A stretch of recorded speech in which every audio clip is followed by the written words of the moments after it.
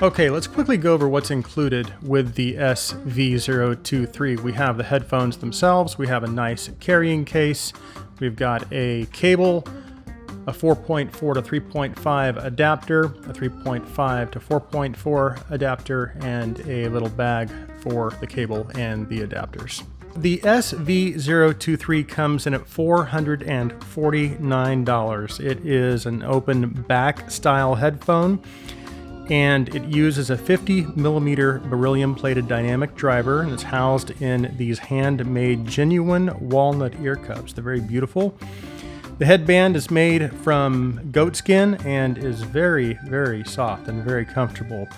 Stock pads are removable and are made of, it looks like a perforated leather combined with some kind of very soft fabric on the inside. So that they're very, very comfortable, and they actually do fit really nicely. And you can see they have a really interesting shape to them. It's not your typical ear pad shape. I imagine the idea behind the design is probably to provide improved comfort and a better seal, which they do. They are very, very comfortable, and they're also very light. They weigh about 318 grams, which is literally half the weight of my LCDX 2021. Now, as far as comfort and isolation, as I mentioned before, the SV023 has very soft pads and is extremely comfortable. Clamping force is enough to keep the headphones secure, but it doesn't apply an uncomfortable amount of pressure at all.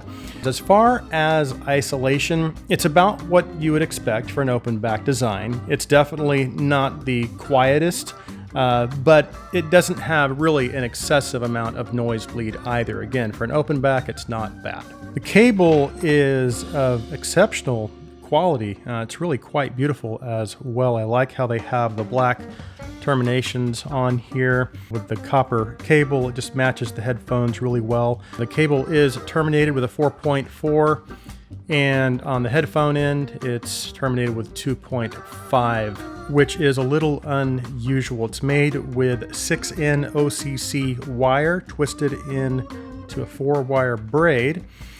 It comes with a pretty nice genuine leather case, as you can see here. I like the color. Again, this is genuine leather. It is an interesting shape. The inside has a nice soft kind of touch to it. And the only thing about the case is you have to remove the cable from the headphone in order to get it to fit in here, which is not a big deal. A little inconvenient, but not a big deal at all. But really, it is actually a very well-made case. Now, as far as the build quality and design, I like the design that they have. Again, we talked about the color, the copper color cable with the black terminations on the cable. Just goes really, really well with the brown walnut shells and the black accents on the headphones themselves. So overall, the design and the build quality of the SV023 is excellent.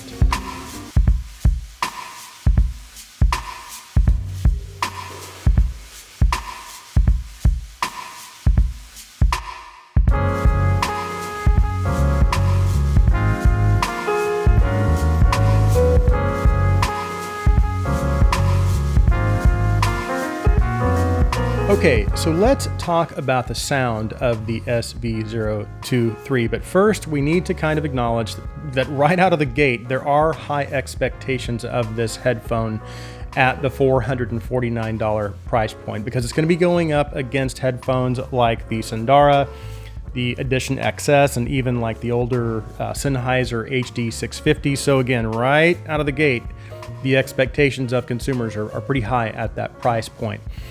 Secondly, I want to quickly talk about the 300 ohm impedance, because of course, before you buy these, you want to make sure that your amp or whatever devices you're going to be using these with are going to be able to properly drive it. Well, the good news is that even though these have a high impedance, they have a high sensitivity of 105 dBs also.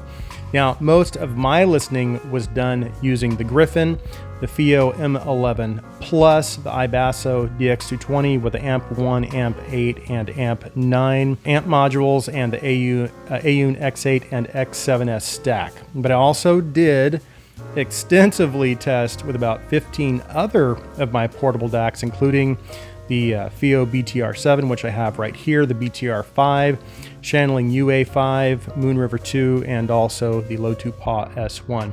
Of course, the Griffin, the M11 Plus, the DX220, and the AUN stack had no problem at all driving these. And as far as the portable DACs, I was actually pleasantly surprised that most of them were able to drive the SV023s decently. Not great, but pretty good out of their 4.4 balanced outputs. However, when I connected the SV023 to the 3.5 millimeters on a lot of those, they struggled, as to be expected.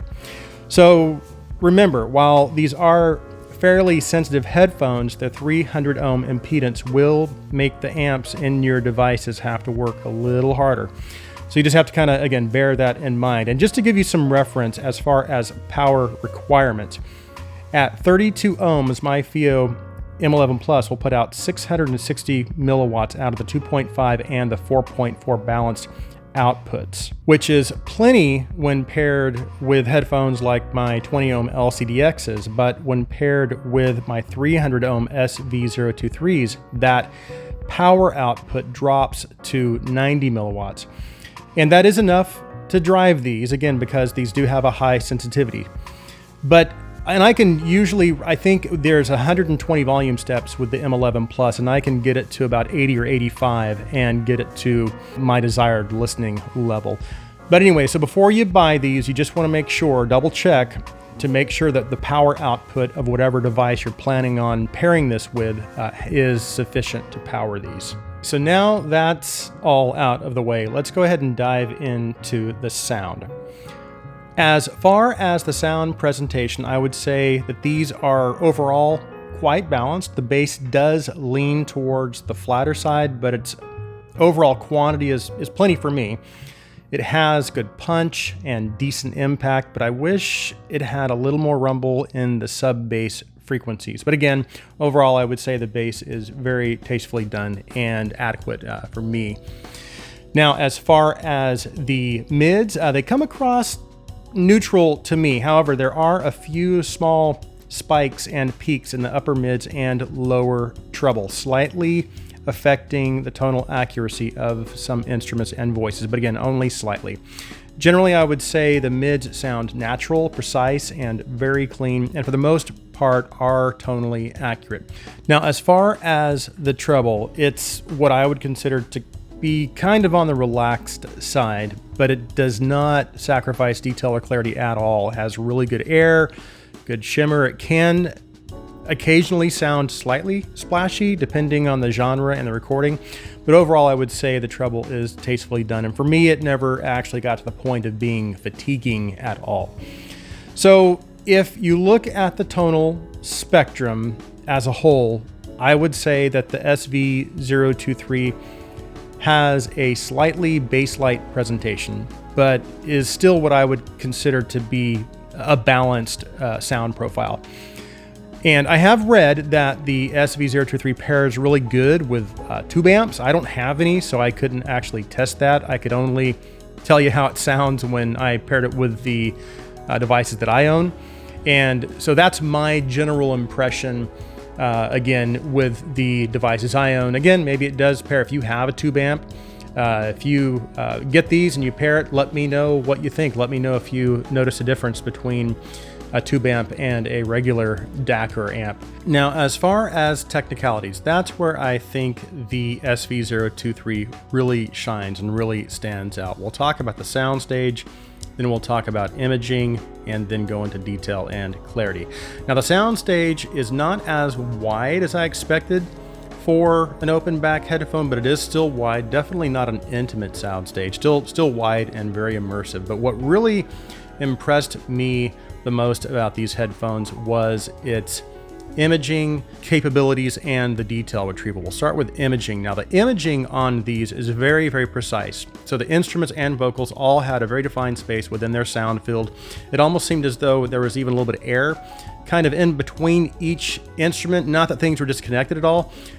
Still very cohesive overall, but just again, a very defined space for each instrument within the sound field. And they even had a little bit of weight to them and density, which is always, that's kind of what I look for when I'm listening for imaging and instrument separation. Also, the detail retrieval and the clarity on these is really, really good. I use a track called Lady Be Good. It's off of the album Jazz at the Pawn Shop. At the beginning of Lady Be Good, the drummer is kind of playing off the piano, doing little cymbal accents and hitting the cymbals different ways with the tips of his stick, with edge of his sticks, and you can hear the frequencies kind of traveling through the cymbals. There's all kinds of layers and textures going on, and it's just a really good track for testing detail retrieval. And these did an excellent job at reproducing and retrieving all those details. So overall, when you look at this headphone in totality, when you look at its price, you look at the design, the build quality, its sound capabilities, the tuning, everything about this headphone is really, really good. The accessories, great cable, cool case. Overall, everything about this is just excellent, and I've gotten so much enjoyment out of just spending time with these, trying them with different sources. Again, just a reminder, if you are going to get these, just make sure that whatever you're going to be pairing these with or using to drive them can put out enough power at 300 ohms. Again, most of the things that I used did pretty good. So anyways, I would say overall that the SV023 is an excellent price, and we talked about how this field is a pretty competitive field at this price, but I think these stand firm and confidently among their competition, and Sivga put out an excellent product at this price. So that concludes my review of the Sivga SV023. Thank you guys so much for watching. Please like this video, please share this video, and please subscribe to the Giz Audio channel. I hope you guys have an awesome day.